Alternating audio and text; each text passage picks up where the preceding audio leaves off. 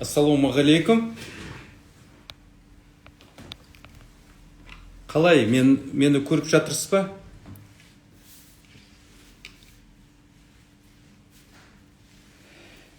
Ал сізбен бірге бүгін адвокат Таир Насханов. Бүгін біздің тақырыбымыз қылмыстық істе не істеуіміз керек, қалай өзімізді қорғай аламыз, қылмыстық іс тергеу барысында, тергеушінің қандай рөлі, прокурордың, сосын мысалы қалай тергеу амалдары қашаннан бастайды, не істеу керек, оның алдында қалай тіркеледі қылмыстық іс. Осы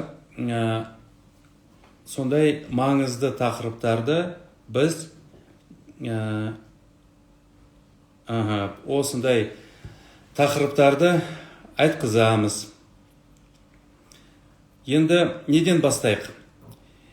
Мен жалпы несін мәліметті айтайын, сосын сіздің сұрақтарыңызға жауап берейін. Келістік па? Жақсы. Онда былай істейік. Егер мысалы неден бастайық? Экономикалық қылмыстық істерден. Неге содан бастаймыз? Өйткені ол менің мамандығым. Бірақ та бәрібір мен бұрын тергеуші болып жұмыс істедім. Қанша 99 жылдан бері адвокатпын.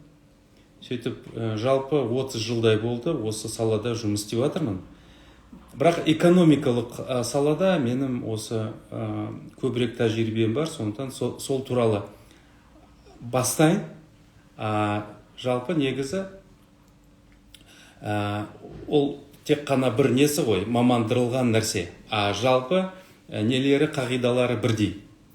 Сен несін ұрлықты мысалы тергесе, немесе қорғайсың, немесе тонау, қарақшылық, алаяқшылықты. Енді неден басталады қылмыстық іс? Ол қылмыстық іс басталатын неден? Не бар? Тізімі бар. Ресми тізімі, оны қалай аталады? Оны соттың алдында тергеу амалдардың, тергеуді тіркелу. Оны екі нәрсе бар, айтпақшы. Ол екі әртүрлі нәрсе. Куи дейді, екіншісі ердер. Кейбіреулер ойлайды, куиде не бар? Несін мәлімет туралы кітапшасында тіркелді, болды, жетеді. Жоқ, олай емес. Өйткені бәрі арыздар сол куида тіркелінеді. Бірақ та қылмыстық іс басталу үшін оны ердерде тіркелу керек. Содан ғана іс басталады. Оған нөмірі беріледі. Оған қандай бабымен іс басталады. Кім оны баяндама жасаған, мысалы, тергеуші баяндама жасайды. Болды. Содан бері ол тіркелгеннен кейін, мысалы, жауап тергеуші алады, тінту жүргізеді, беттестіреді, тағы басқа тергеу амалдары бар. Енді қылмыстық істерге егер економикалық жағында қарасақ, онда нелері бар? Шамалы айырмашылықтары бар. Мысалы, егер біреу бірінді тонаса, онда жәбірленуші келеді, арызды жазады. Болды. Сосын баяндама, сосын ердер, болды, кетеді қылмыстық іс.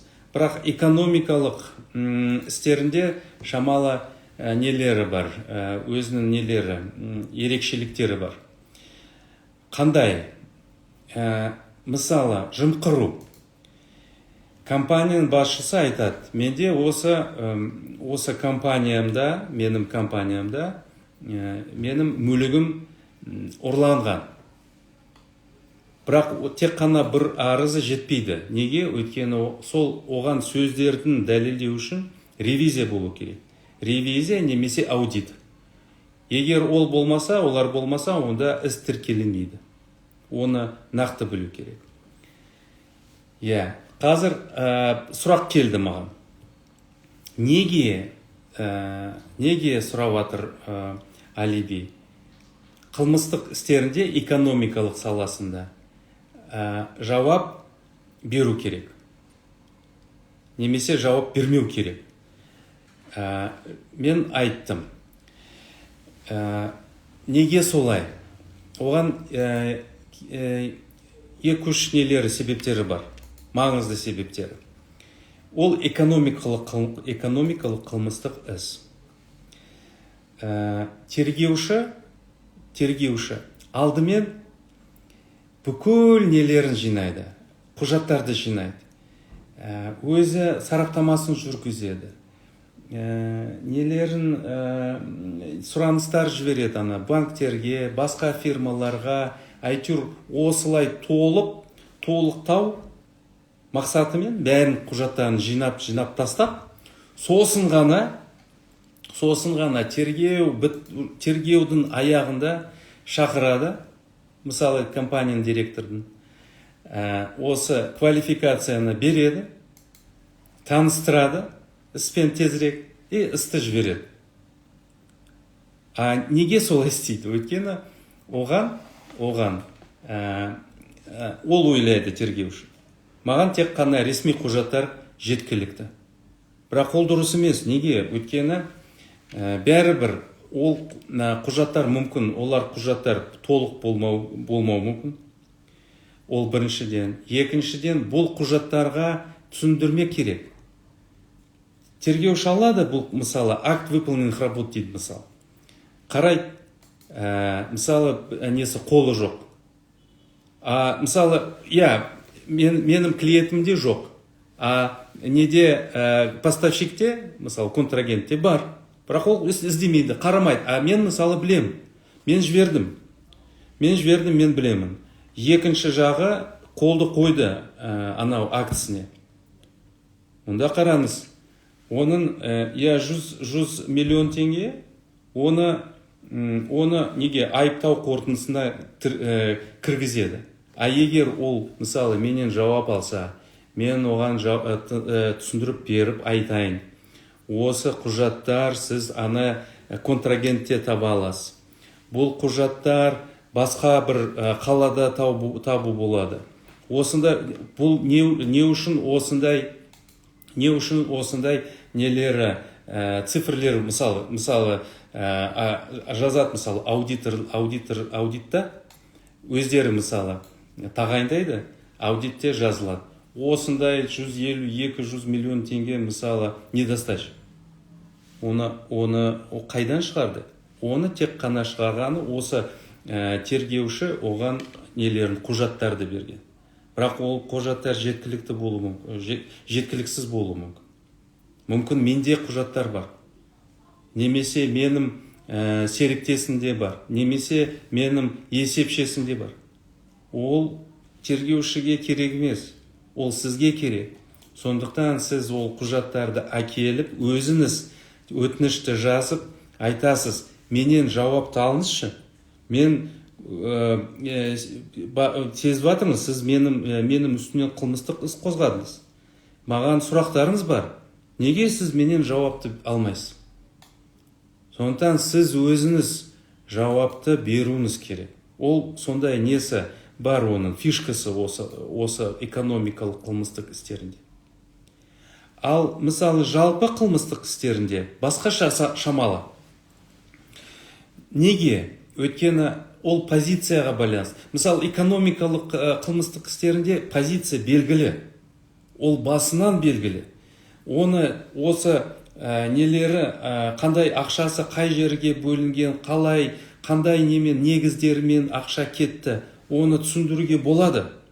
Керекті. Оны түсіндіру керек тергеушіге. Ал мысалы жалпы қылмыстық істерінде ол позиция. оны қалай дұрыстап айту керек.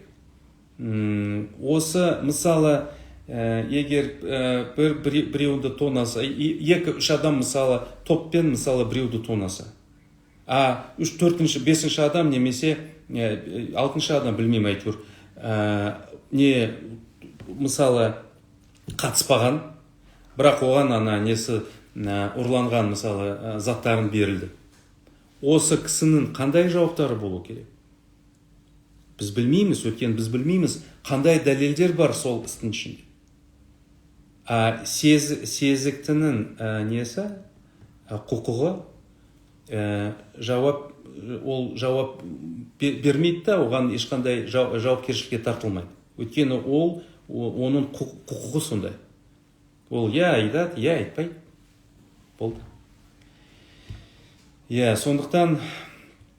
Сондықтан бұны есіне сақтау керек. Алдымен, сіз мысалы кінәнді мойындай аласыз, егер қылмысты жасасаңыз. Оны соттада да мойындауға болады. Бірақ сізде позиция дұрыстап, нақты позиция болады. Өйткені сіз қылмыстық іспен толық танысасыз. Тергеу аяқталғаннан кейін сізге тергеуші толықтай осы қылмыстық істі береді материалдарын. Сіз оны оқып шығып, танысып, сосын өзіңіздің жауабын бере аласыз. Тағы басқа бір сұрақ болды, мен қазір көрдім. Тергеу соттың ролін қалай сіз, қалай ол туралы не айта аласыз?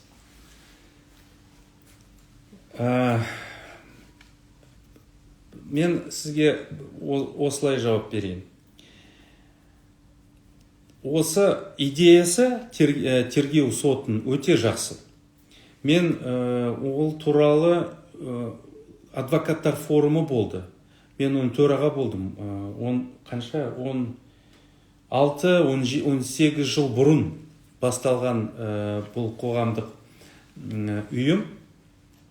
Сол біз бірігіп адвокаттар. Ол туралы неше рет жаздық үкіметке. Осы шетелдің тәжірибесін қараңыз. Өте көп нелері күші құқық сақтау органдарының. Бақылау, кешіріңіз, дұрыс бақылау жоқ. Сондықтан бір прокурордың несі күші жетпей жатыр оны дұрыстап бақылау тергеуді. Сондықтан тағы бір үшінші бір мүше болу керек. Ол сот. Ол қарасын, қалай тергеу амалдары дұрыс па, дұрыс емес па жүргізіліп жатыр. Идея жақсы болды.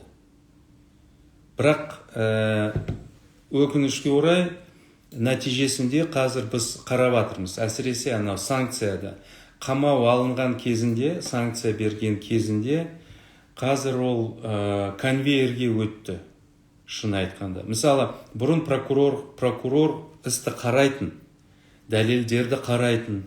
Егер дәлелдер жеткілікті болмаса, онда санкцияға мөрді баспайтын. Ал қазір тергеуші әкеледі, неге судьяға материалдарын, өтінішті жазады, судья қарамайды, баса береді санкцияларын. Сосын 1-2 айдан кейін бәрі адам отыр түрмеде. Ол бәрі белгілі болғанда, ол адам шын айтқанда кінәсіз отыр, дәлелдер жеткілікті емес, сосын бәрі басын ұстайды. Неге? Өйткені дәлелдер жоқ. Бұлтартпау шарасы, қамау шарасы, ол заңсыз. Енді оған кім жауапты? Тергеуші және судья. Енді олар тырысады, оны дәлелдерді жинаңыз, сотқа жіберейік болысты. Ол дұрыс емес қой. Бізде кепіл бар. Ол бұлтартпау шарасын арасында кепіл бар. Білесіз ба не екен? Залог. Мысалы, біреу туысқан ба, немесе өзін анау сезікті адам өзін үйінде береді кепілге. Айтады, мен ешқайыққа қашпаймын. Мынау тіркеліңіз мына кепілді. Мен келемін әрқашанда. Ол бар ғой, заң бойынша бар, сондай мүмкіншілік. Жоқ, түрмеде отыру керек. Түрме ол ең ауыр бұлтартпау шарасы. Оны тек қана өте ауыр қылмыстар жасаған адамдарға қолданылады. Ал егер адамның тұратын жері, орны болса, семьясы, жанұясы бар болса, жұмысы бар, ол не үшін оны отырғызу керек? Мен оны түсінбей жатырмын. Сондықтан осы тергеу соттардың рөлі қалай айтуға болады? Онша жақсы емес, шын айтқанда. Мен оны айта алмаймын. Осы менің қандай сезім болды, қандай үмітім болды, соған байланысты. Қазір сондай үмітім жоқ бұрынғыдай. Енді келесі сұрақ маған сұрап жатыр. Істі соттан прокурорға қайтарылғаннан кейін күдіктінің жағдайы қаншалықты және не арқылы жақсару мүмкін? Ол мүмкіншілік. Мен сіздің сұрағыңызды түсініп жатырмын. Егер соттан айтпақшы, ол да мен айта кетейін, өйткені сіз ол сұрақты қойдыңыз ғой. Оны қашан қайтаруға болады айтпақшы? Осы кодекс бойынша, мына кодекс біздің айтпақшы, мына екі кітап болу керек. Әрқашанда ол қылмыстық кодекс және қылмыстық процестік кодекс. Сол осы қылмыстық процестік кодексі бойынша алдын ала тыңдау бар. Сіз өзіңіз білетін шығарсыз. Іс сотқа кіргенде, ол соттың тергеудің алдында, егер мысалы орта ауырлығы, мысалы қылмыс немесе ауыр қылмыс қорғаушы жазалады. Осындай нелері бұзушылықтар бар қылмыстық процессуалдық кодексіне байланысты. Сондықтан оны сіз оны құрметті судья, сіз оны қара алмайсыз бұл істі. Неге? Өйткені қылмыс қай жерде жасалған? Орын жоқ. Қай жерде қылмыс жасалды? Уақыт жоқ. Сондай да бар. Кіммен қалай жасалған қылмыс? Мысалы, мен өзім көрдім, сондай айыптау актілерін көрдім. Несін қылмыс жасаған орны жоқ, уақыты жоқ. А судья қалай онда сосын, қалай ол істі қалай қараймыз? Сондықтан бұл іс қайтарылады, прокурорға қайтарылады. Сол кезде сіз судьядан сұрауыңыз мүмкіншілік бар. Мысалы, сіздің клиентіңіз түрмеде отыр. Сіз айтасыз, қазір прокурорға кетеді іс, біз оны шығарайықшы, осы несін өзгертейікші, бұлтартпау шарасы. Сондай да мүмкіншілік бар. Сондықтан мен қайтарып айтып мүмкіншілік бар, жақсарту. Мысалы, менде бір қылмыстық іс болған, бір лауазымды кісіні мен қорғадым. Шын айтқанда, ол сондай бәрі бұл іс туралы көп айтылған кезінде. Сондықтан, бірақ негізінде құрамы болған жоқ, мына менің клиентімнің құрамы болған жоқ.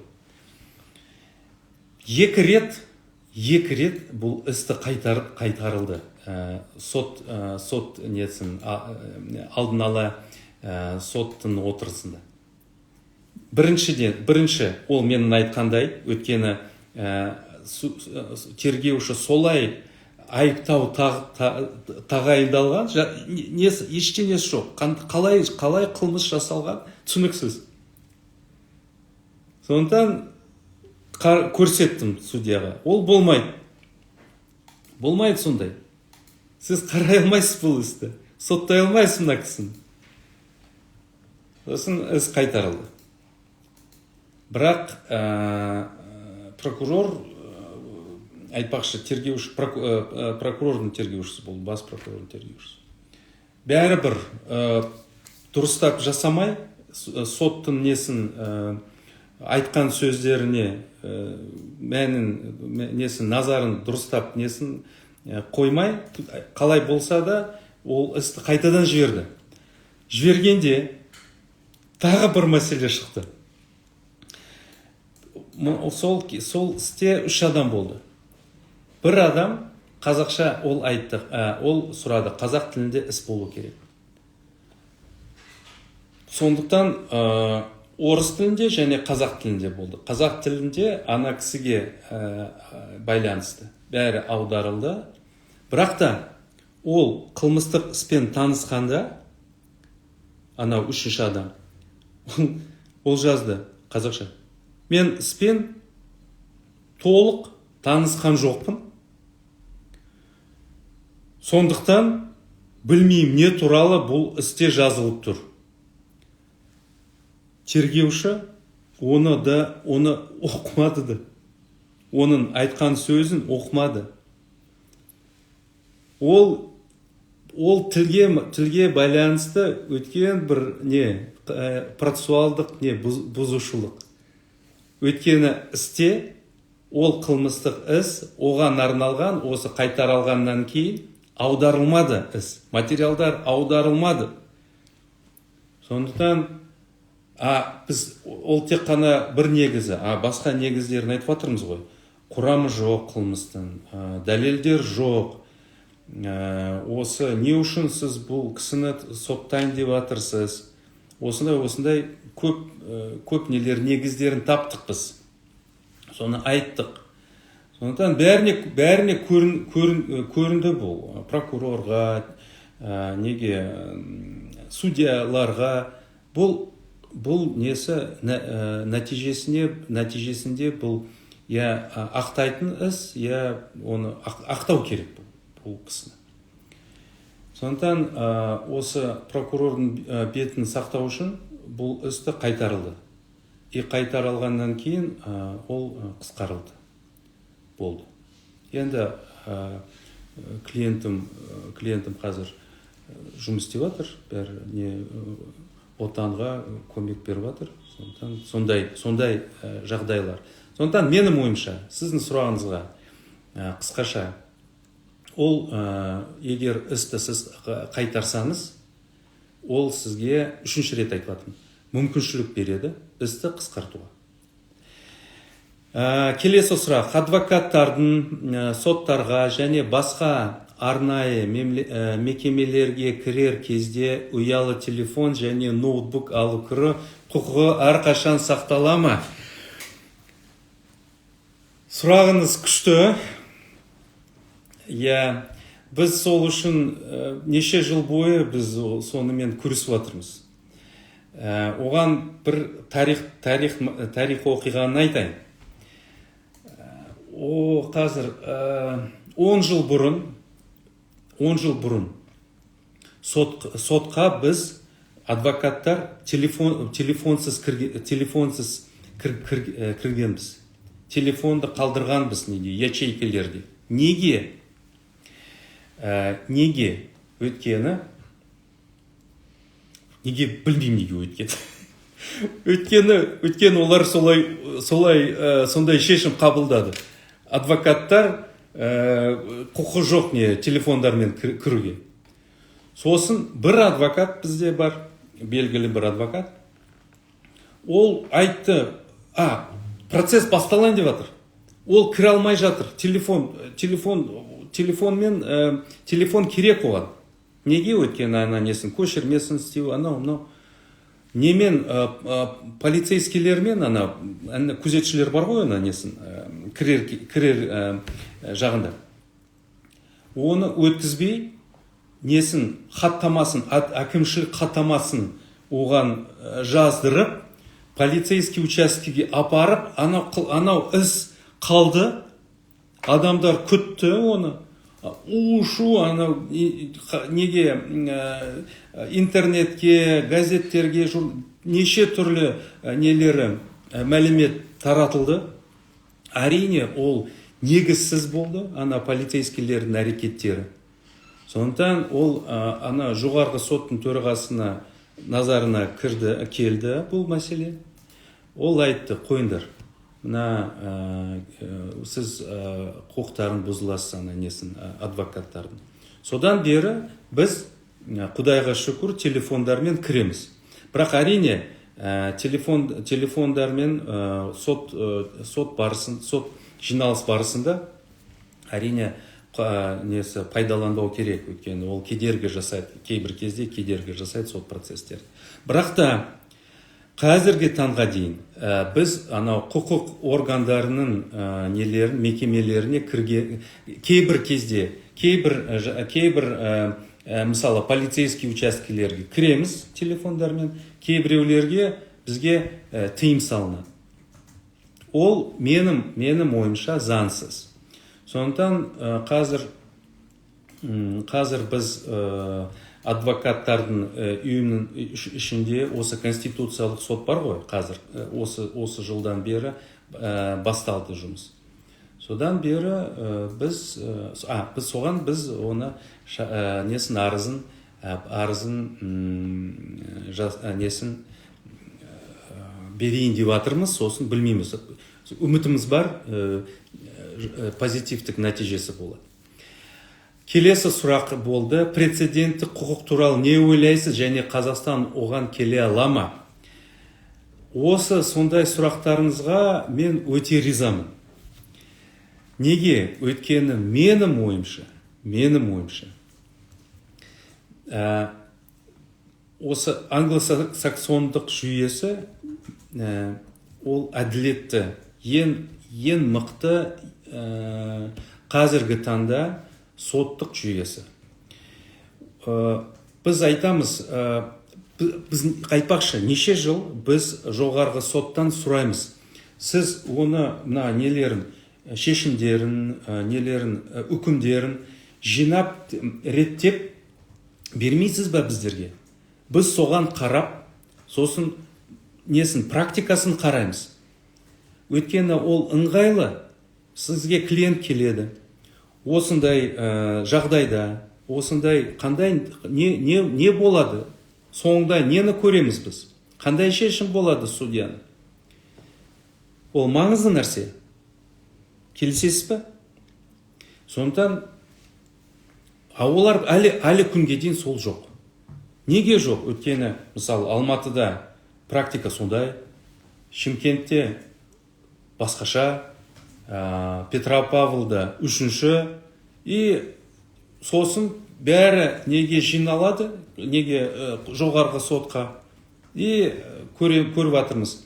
Анау несін шешімі бұзып тастайды, анау, сондықтан несі практикасы жоқ, дұрыс практикасы жоқ. Сосын біз нені есіңізде сақтауымыз керек. Прецеденттік құқық ол панацея емес. Өйткені Англияда ең басты бәрі бір парламент актс дейді. Парламенттің нелері, заңдары, ол ең басты солар. Нелері, кейс ло, шешімдері, соттың шешімдері. Ол екінші неде, деңгейде.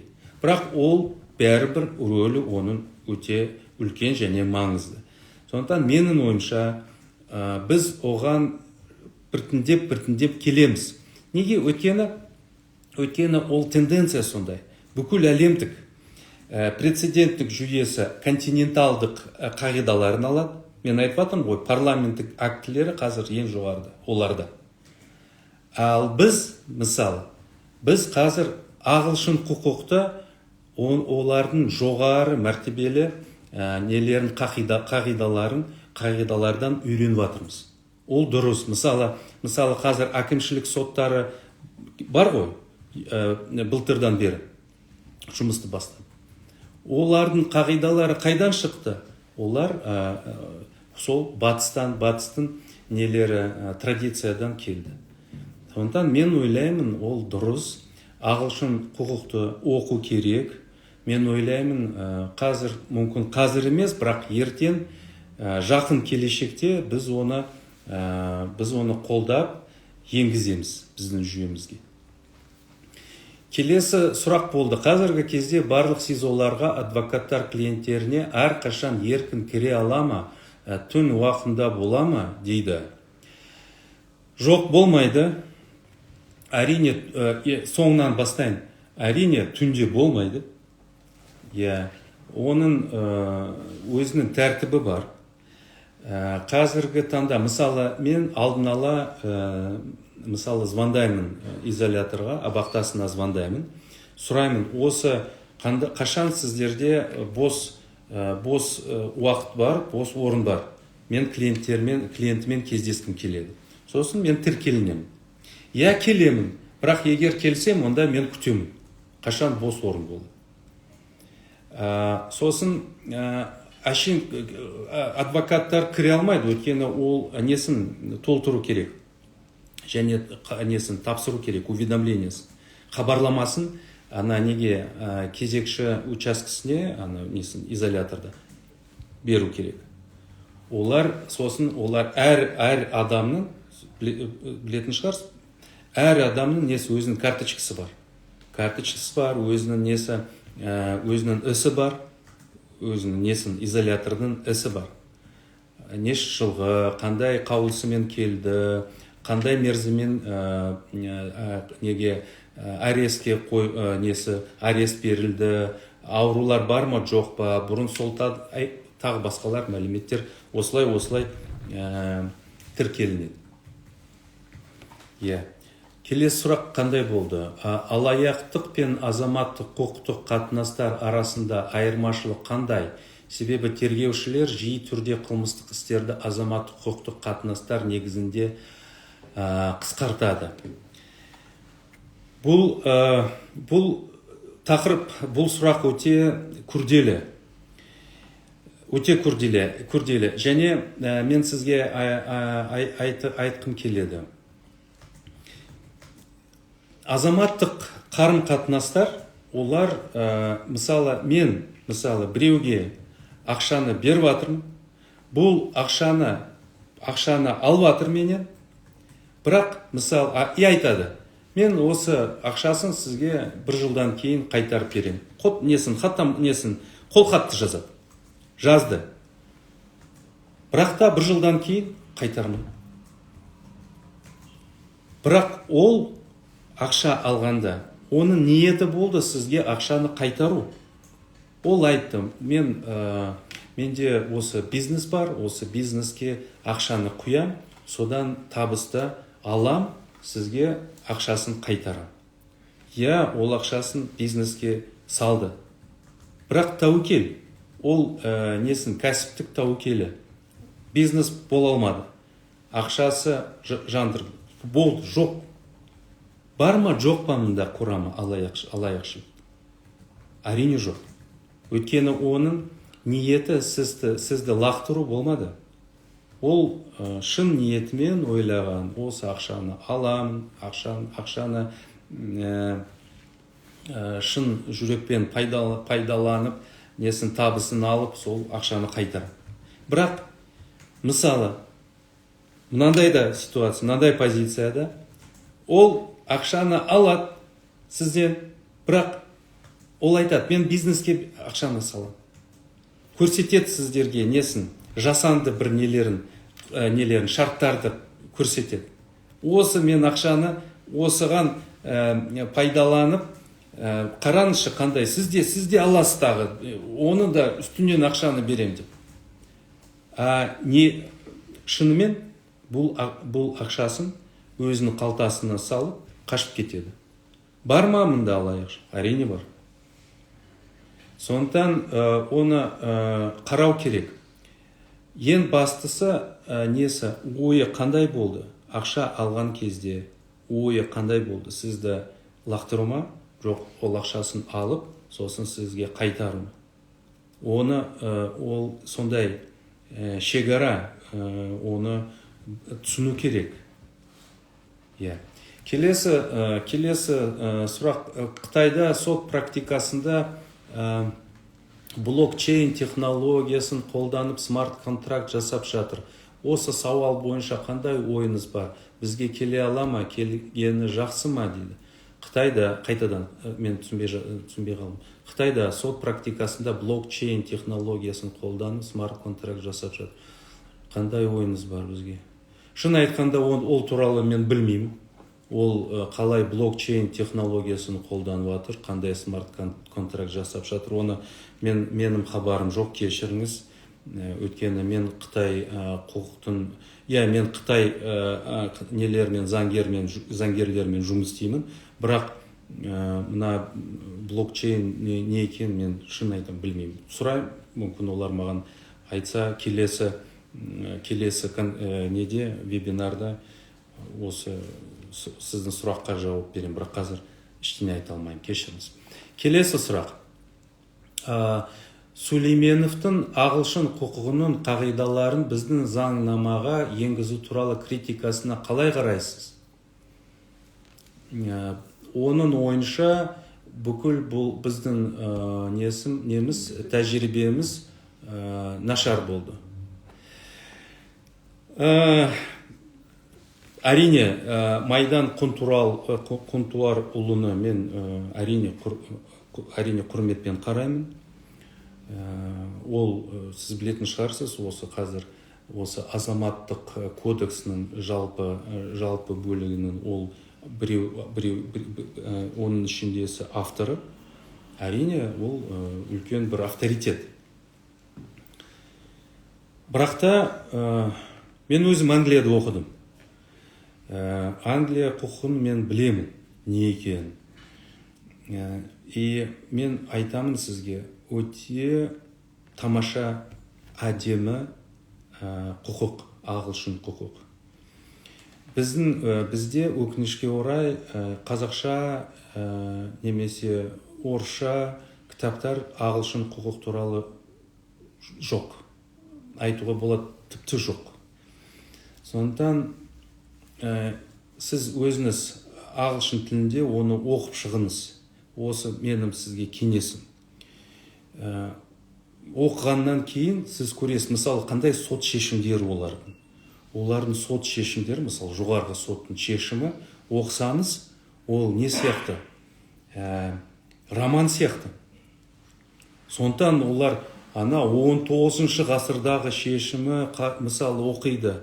Неге? Өйткені ол тарихи маңызды. Заң әдемі олардың. Әдемі. Сондықтан мен ойлаймын, контракт, мысалы, контракт құқығы, мысалы, акционерлік қоғамы туралы. Контракт ло бізде, корпоративті құқық, ол, мен шын айтам, 90% сол ағылшын құқығынан жазылған.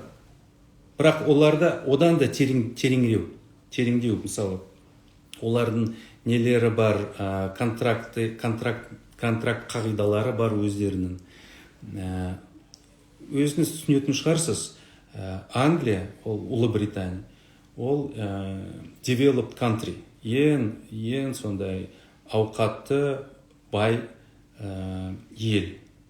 Әрине, оларда коммерциялық жағынан контракттар біздікі сияқты емес. Бізде, мысалы, 2-3 парақ, оларда 7-8 1 мыңға дейін парақ бір контракт. Бәрі жазылып тұр. Не үшін? Ертең не болмау үшін? Түсініксіз болмау үшін. Бәрі мұқиятты түрде бәрі жазылып тұр. Егер біз, мысалы, коммерциялық құқықты айтсақ. Мысалы, сот жазалайды ғой, мысалы, қылмыскерлерді. Олардың ең бастысы әділеттілік. Әділетсіз бір қап ұнға 5-6 жылға адам кетпейді. Олар қарайды, не үшін ол несін, мысалы, бір осы үннің қабын ұрлады. Мүмкін оның тамақ жейтін мүмкіншілігі жоқ шығар. Олар тек қана түрмеге жібермейді олар. Олар қарайды, мүмкін ол адамды оның несін реттеуге болатын шығар, несін жағдайын. Мүмкін жұмысты табу керек шығар. Сондай бүкіл жағынан адам ең бастысы адамның құқығы. Ең басты қағида сол ағылшын құқығының. Сіз білесіз бе? Мен сізге айта кетейін.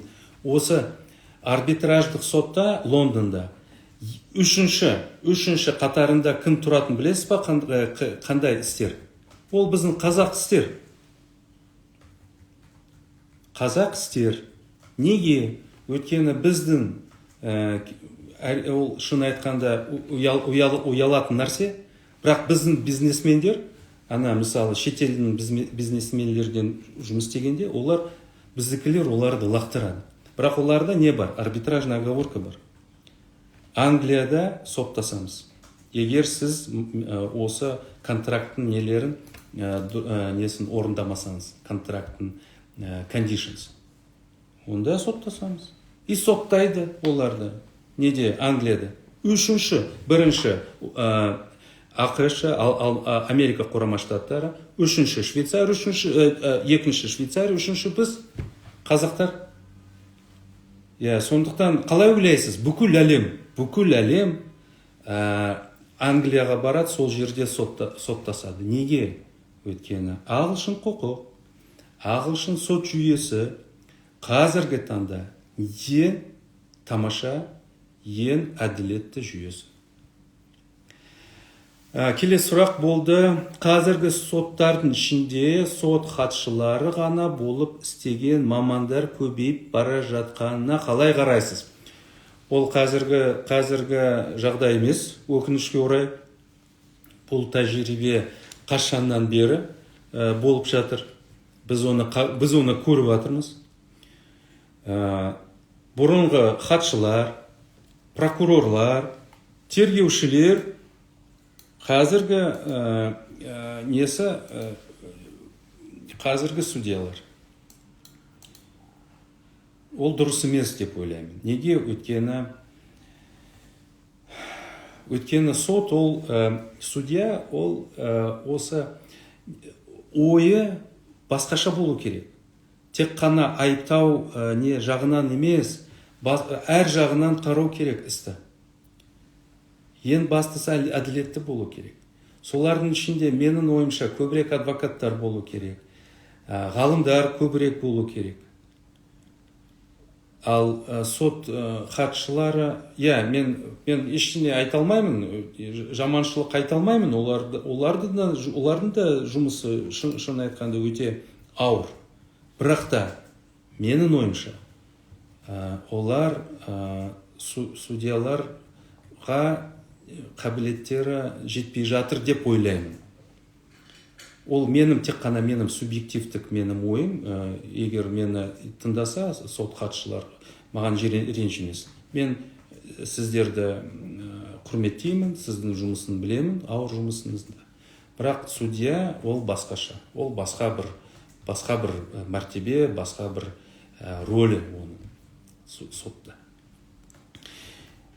Тағы келесі сұрақ. Жеке арбитраждық мекемелер тарап берушілердің төлеген ақшасы арқылы күн көретін болса, оларды шын тәуелсіз деп айтуға бола ма?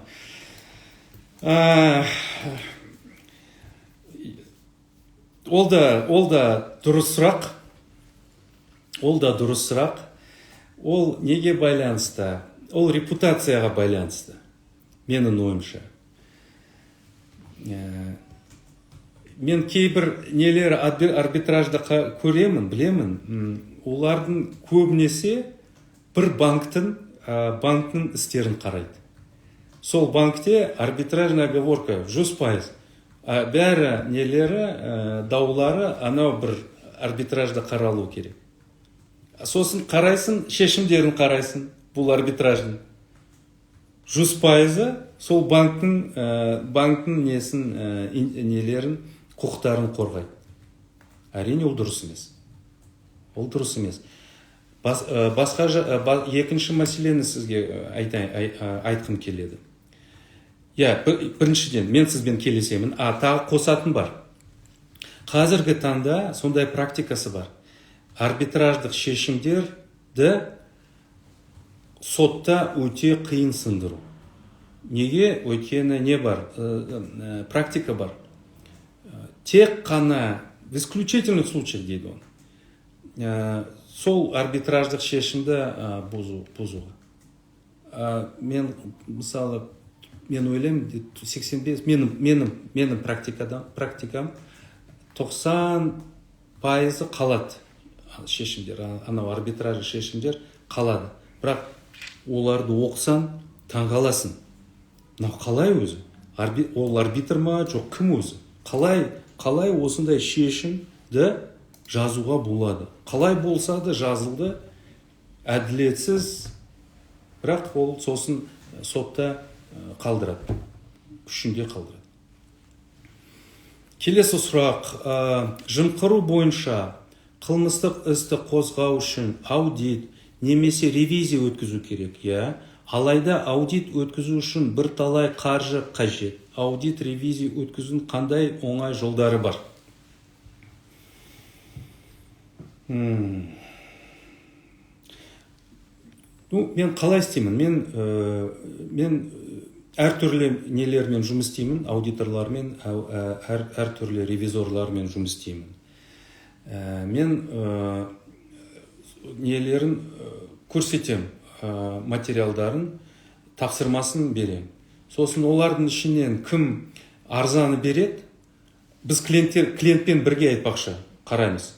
Мен айтамын, осындай байланыстар бар, осындай аудиторлар бар, өзіңіз таңдаңыз, осындай, мен оларға несін берем, тапсырмасын берем, не істеу керек. Тек қана мен соны айта аламын, басқасын айта алмаймын. Мен солай істеймін. Мүмкін басқа адвокаттар басқаша істейтін шығар, білмеймін. Тағы, егер осы біздің видеоконференциямызды, осы бүгін вебинарды бітірейік. Мен ойлаймын, егер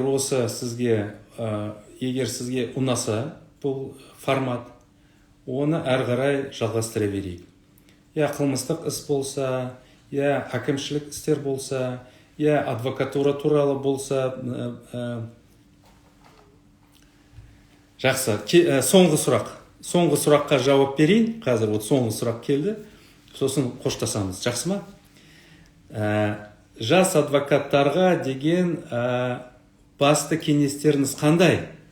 Жас адвокаттарға деген басты кеңестеріңіз қандай? Менің сізге айтатыным, барыңыз, несіне тіркеліңіз, не бар ғой, ақысыз мемлекеттік тарапынан мемлекеттік қаржылайтын нелері қорғау. Нелерін, кішкентай істерден бастаңыз, жерден бастаңыз. Ұрлық болсын, тонау болсын,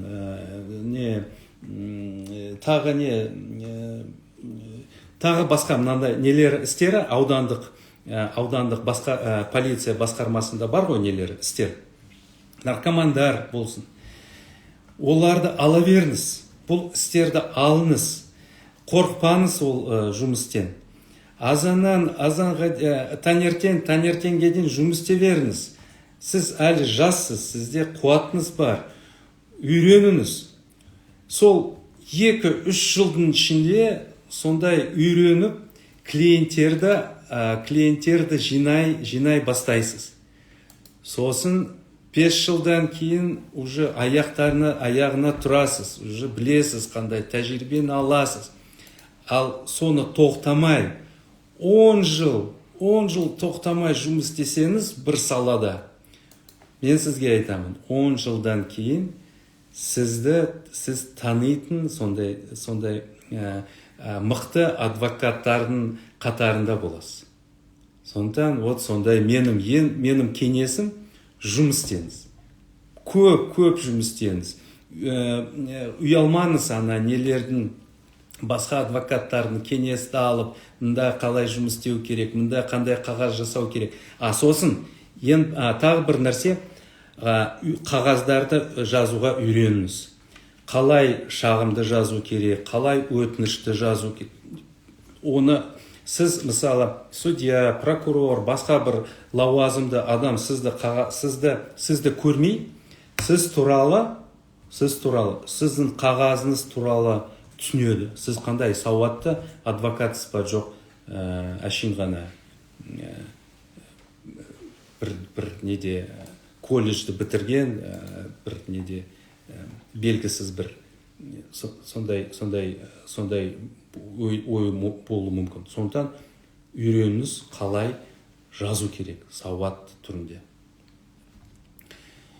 Сондықтан осы қалған сұрақтарына мен осы YouTube каналында осы видео болады. Сіздің соңғы сұрақтарыңызға немесе менің әріптестерім жауапты береді. Сосын менің сізге сұрағым, осындай формат сізге ұнаса, онда мен оны менің көмекшілермен, менің әріптестермен бірге біз оны жалғастырамыз, бұл форматты. Аптасына бір рет, 2 аптасында бір рет көреміз.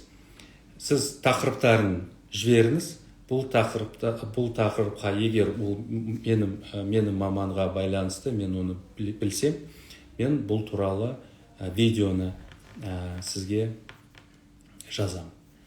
Сау болыңыздар, өте қуаныштымын. Сау болыңыз.